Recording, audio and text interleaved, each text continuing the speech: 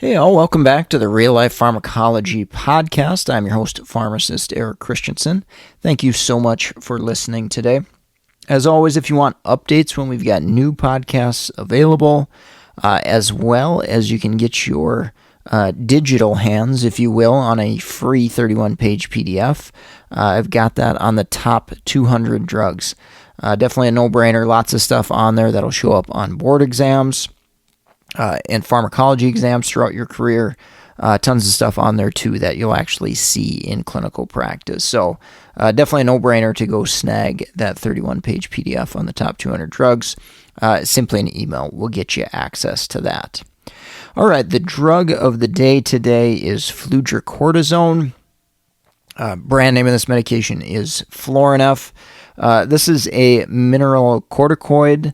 It's a synthetic corticosteroid with stronger mineralocorticoid activity and weak glucocorticoid activity. So we think of, comparing this to a medication like prednisone. Prednisone's much stronger on the glucocorticoid activity. So again, kind of a varying range here. Mechanistically, fludrocortisone, the biggest effect that it's going to have in relation to its indication is that it mimics aldosterone. Okay, and if you remember a medication like spironolactone, if you don't, go back and listen to it on a previous podcast. Spironolactone is an aldosterone antagonist.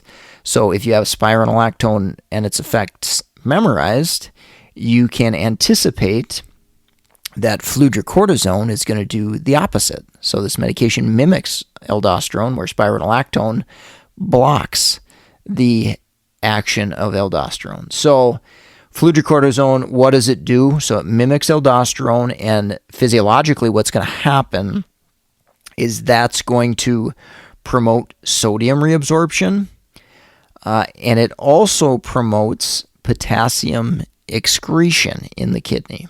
Okay?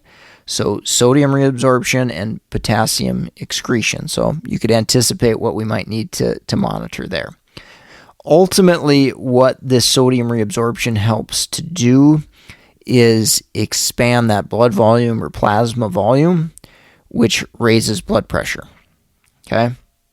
So typically, most patients, we don't need any help raising blood pressure, but in maybe less common situations, patients can have a diagnosis of orthostatic hypotension, where their blood pressure actually gets too low. And if non-drug interventions fail to help kind of keep that blood pressure up, patients may have significant dizziness that impairs their ability to live and function in daily life. So that is, in my geriatric patient population, some orthostatic hypotension. That's probably the most common situation I see this medication used for. Occasionally, we'll see patients with Addison's disease. So this is basically an adrenocortical insufficiency, where, if you remember, Cushing's disease is kind of the exact opposite. It's kind of that, corticosteroid excess type of effects with Cushing's disease. So if you think about, some of that interplay and hopefully memorize some of that, that should help you understand the activity of fludrocortisone and how it's going to affect, what it's going to treat, and then obviously the adverse effects too. So I'll get into the adverse effects in a second here. Let's touch on dosage forms.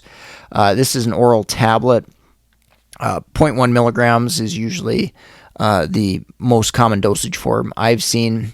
Usually with initial dosing, particularly in geriatrics, we might start a little slower. You might see 0.05 milligrams utilized. You may see 0.1 milligrams utilized as well as an initial starting dose. Kind of depends upon where their blood pressure is at and how severe it is. I have seen, in divided doses potentially, so like 0.1 twice a day, for example. That's usually the range you're going to see. It's a pretty tight window that we use with this medication. With that administration, I guess one of the adverse effects too, potentially, it may cause a little bit of GI upset, similar to, just like stronger corticosteroids. Again, probably not as common as a prednisone, but is kind of hanging out there a little bit, that it may cause some GI upset. So may want to give that with food. Continuing on with adverse effects, so that GI upset potentially. Hypertension. So we're trying to raise blood pressure typically with the use of this medication. So in the event that we, raise blood pressure too much, that could potentially be an issue there. From an electrolyte standpoint, so thinking about what an aldosterone antagonist does, like spironolactone, that's a potassium-sparing diuretic. It causes potassium to go up. Fludrocortisone here is going to do the opposite. So it's going to cause potassium excretion and potentially drop potassium levels. Okay, so that's definitely something that we need to pay attention to, monitor for there as well. Other things you may see, edema, insomnia, increased appetite. So these are all things that are associated kind of with your standard stronger glucocorticoids, such as prednisone, for example, there. Similar heart failure, hyperglycemia, mood changes, immunosuppression as well, with longer use, higher dosages, increasing that risk a little bit more there. So again, doesn't have total strong glucocorticoid effects, but it has a little, and so you gotta remember that we're going to potentially tie in some of those adverse effects there in some patients that may become an issue. Again, not as likely as a medication like prednisone, but is certainly part of the kind of weaker side of the mechanism of action there. All right, so contraindications, precautions. Pay attention to any type of infection. So if we're using this medication chronically, that immunosuppression risk should be paid attention to. And if you have a patient that's already immunosuppressed, that's probably a riskier patient to use this medication in. We'd probably like to use something different for orthostatic hypotension. Maybe we'd consider a medication like midodrine, for example. So that's definitely one thing to think about is infection risk, and if patients are having a lot of infections. A couple other things in relation to the adverse effect profile. So, if patients have CHF, we are causing sodium reabsorption. So that certainly could worsen edema and worsen CHF symptoms. So definitely pay attention to that. That risk for hypokalemia, low potassium levels, if they're on, additional diuretics for heart failure or something that cause potassium levels to go lower, fludrocortisone could add on top of that. In addition, if you got a patient on digoxin, where that medication and toxicity is sensitive, when we've got low or varying potassium levels, that's another one to kind of pay attention to as far as a precaution for use there. And then the other two or three I'll mention here, diabetes, again, can cause some hyperglycemia. Typically at those dosages, it's not as significant as kind of some of your standard glucocorticoids. Osteoporosis risk, again, common risk with stronger glucocorticoids. And then peptic ulcer disease as well is a potential risk with those medications. From a monitoring standpoint, let's say we're using this for orthostatic hypotension. Number one monitoring parameter is obviously going to be blood pressure. Okay, so and we're probably going to be paying attention to sitting and standing blood pressures as well. So thinking about those positional changes with that low blood pressure. Electrolytes, sodium and potassium, of course, we're going to be looking at there. You probably want to pay attention to blood glucose a little bit in our patients with diabetes. So I'd probably include that monitoring parameter there. And then, obviously, if you've got a patient at risk for, edema, heart failure, you're going to want to check out that fluid status. And then, again, if you see multiple infections happening with a patient and they're on this medication, it's probably something you maybe need to look at and reassess that risk versus benefit. From a pharmacokinetic standpoint, nothing too crazy here to worry about. Drug interactions and CYP metabolism, stuff like that. I don't worry about it too much with this medication. It's usually pretty well absorbed orally, so that's not too much of an issue there. Half-life, it's 3.5 hours, but the biological effect tends to last a little bit longer due to the way it interacts with the receptors and binding and that type of thing. So usually you can get away with once daily dosing. If you find clinically, or if I found clinically that somebody took it in the morning, let's say, and they were having a ton of problems at night of low blood pressure, or their blood pressure dropping too much in the evening and causing problems, that might be a situation where maybe you try to split that dose, and dose it twice a day instead of just once. So kind of more of a clinical monitoring consideration in regards to the pharmacokinetics there with that medication.